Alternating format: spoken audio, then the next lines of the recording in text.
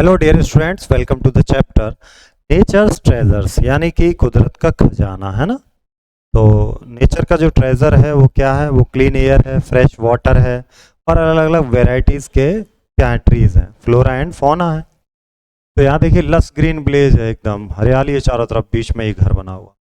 तो आपको पता है, सबसे पहले एयर की बात करते हैं हम लोग। जो आप एयर है उसमें केवल ऑक्सीजन ही नहीं है, ये मिक्सचर है डिफरेंट गैसेस का। ये देखिए कंपोजिशन ऑफ एयर 21% है ऑक्सीजन, 78% है नाइट्रोजन। तो ज़्यादातर जो परसेंटेज है नाइट्रोजन का।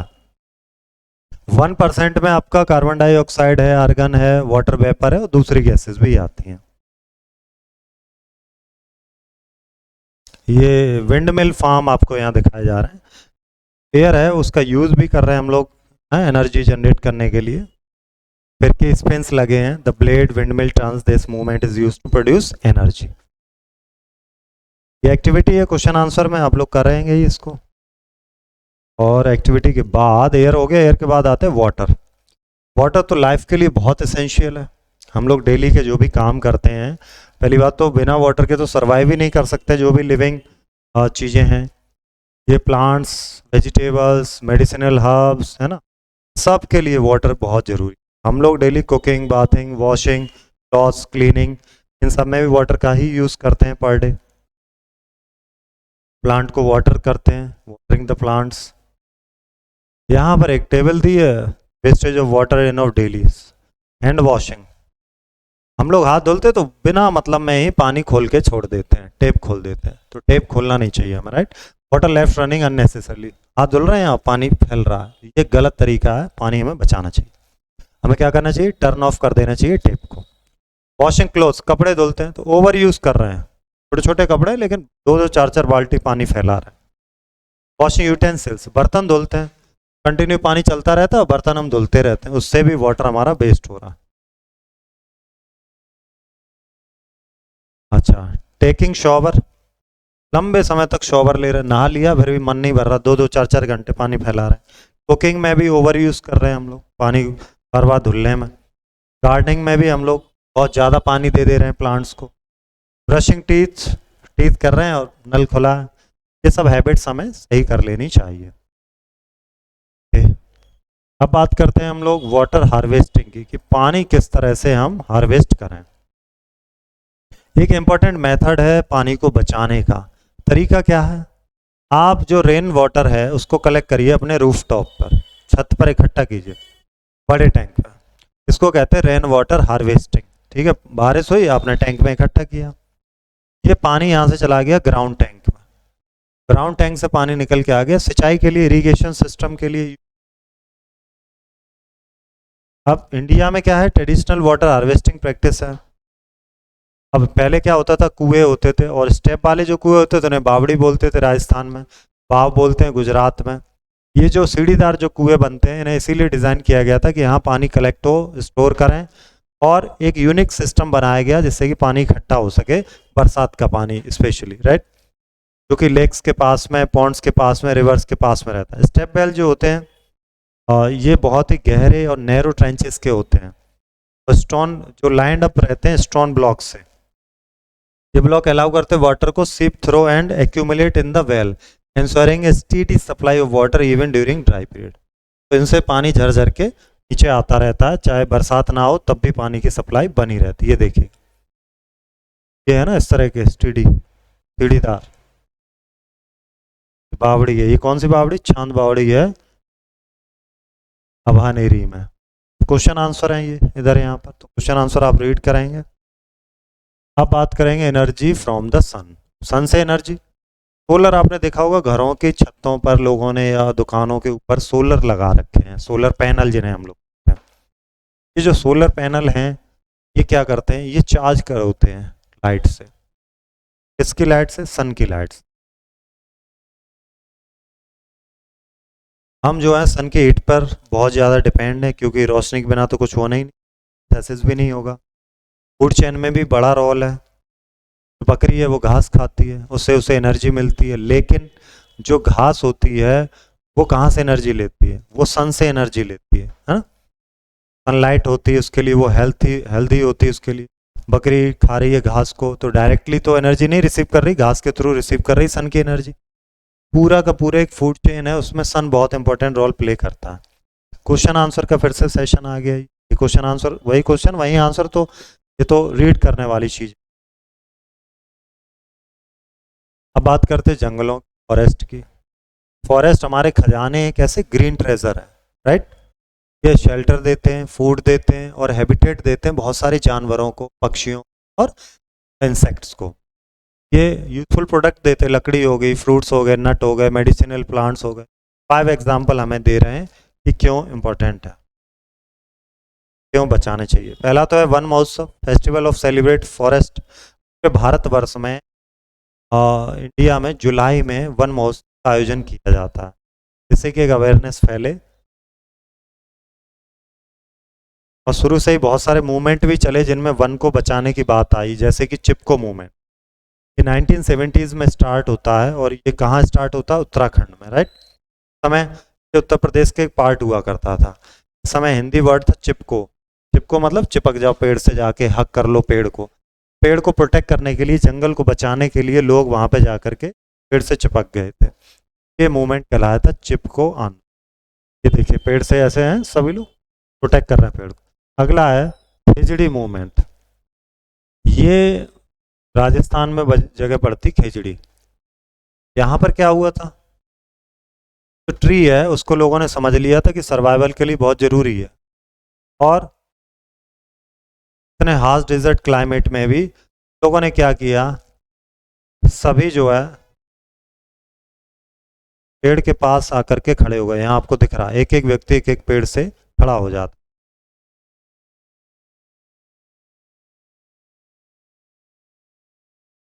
Importance of this movement, in movement की क्या इंपॉर्टेंट है, इससे एक तो लोगों के बीच में जागरूकता फैलती है, और दूसरा ये है कि हम लोग इस चीज़ को बेटर अंडरस्टैंड करते हैं कि लाइफ में कितना ज़्यादा इम्पोर्टेंस है का। अब बात करते हैं सॉइल्स की, रॉक्स की। सॉइल्स हम लोग जानते हैं जिसमें हमारे प्लांट जो हैं ग्रो करते हैं, तो हम लोग क्या बोलते हैं, प्लांट ग्रो, लोग उसे बोलते हैं, ठीक है। सॉइल क्या है, सॉइल भी एक तरह से पार्टिकल से बनी हुई चीज़ है। अलग अलग रीजन से ये अलग अलग तरह के स्पेसिस में दिखेगा। ये मिट्टी जो है ना, उसमें कई सारे एलिमेंट्स और मिनरल्स रहते हैं मिट्टी के अंदर।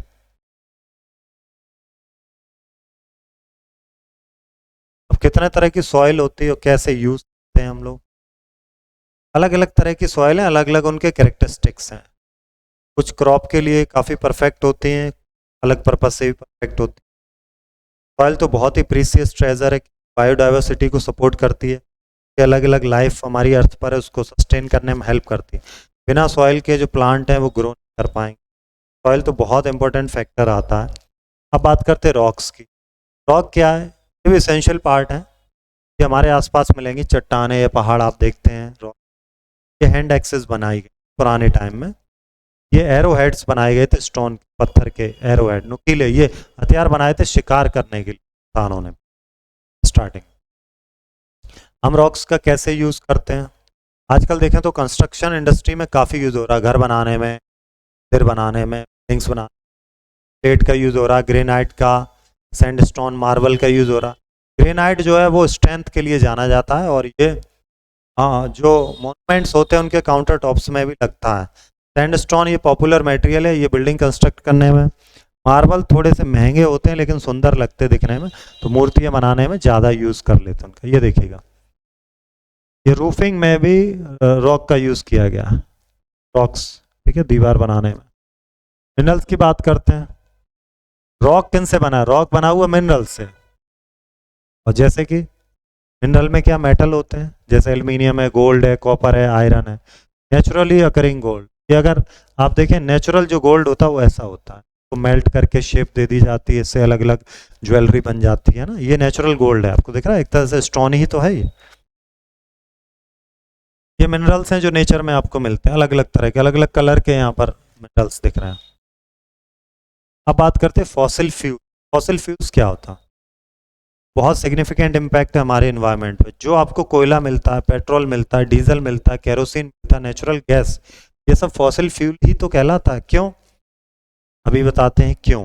How fossil fuels are form, ये बना कैसे, है ना। बहुत टाइम पहले की बात हो गई, मिलियंस ऑफ ईयर्स एगो, हाँ। जो भी हमारे ट्रीज थे या दूसरे एनिमल्स थे, वो अर्थ के लेयर के नीचे दब जाते हैं।